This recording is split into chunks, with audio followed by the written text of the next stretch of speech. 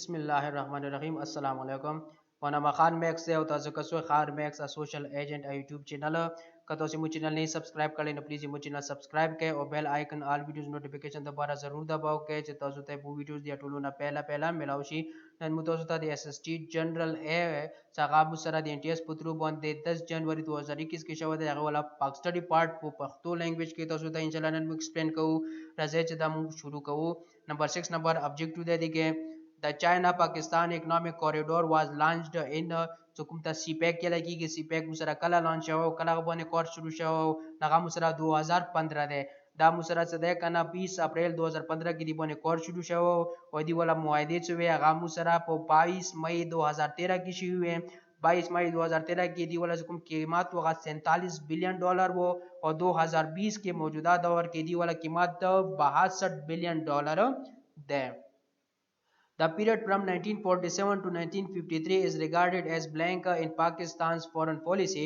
The Pakistan foreign policy په بنیاد باندې 1947 نه 1953 پورې زمانه ته سیاله کیږي. د اس اس ټي بایوکیمستري کوم د ابجیکټیو راغله او نغته لکېږي ایډا اپ نیوټرالټي.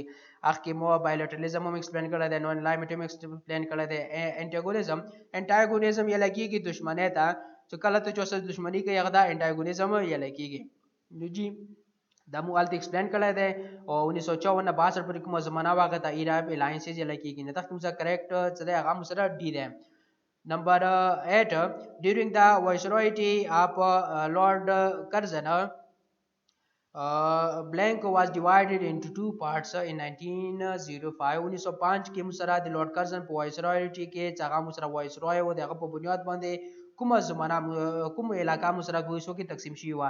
سند کولکاتا بمبئی بنگال مسره چې شو تقسیم شو په 1905 کې د لارډ کرزن دور کې او بیا 1911 کې دوباره د مسره یو کلای شو.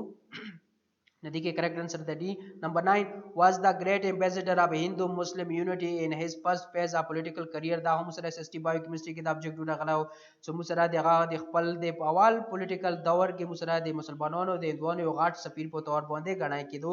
اڅوک مسره کې د اعظم محمد علي جناو 1913 کې د مسره چې وکړو مسلم لیگ جوائن کو. 1934 کې د مسره مسلم لیگ ولا صدر جوړ شو.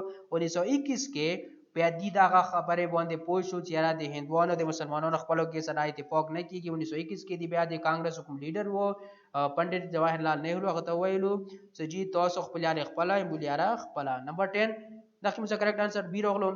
نمبر 10 قائد اعظم محمد علي جناح joined all Indian Muslim League in 1913 at the persuasion of محمد علي جناح سره مسلم لیگ 1913 کې جوائن کو. د چوپ په کوششونو باندې نغاو مسره مولانا محمد علي جوهر د دې په کوششونو باندې قائد اعظم چې وکړو مسلم لیگ په 1913 کې جوائن کو. جی دا مسره اس اس ټي جنرال ا اسلامیه وې د اسلامیات پیپر د گرین کلر والا د مسره ان ټي اس پترو باندې 2021 کې شوی دی.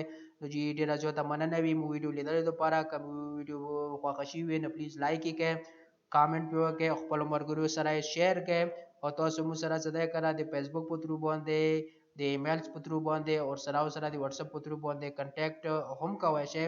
نو امید لرم چې تاسو ته به مو ویډیو نن ولا خوښ شي وي آینده لپاره به بیا ملويږو یو بلې ویډیو سره. نو هغه پورې په مخ مخاوي. السلام علیکم.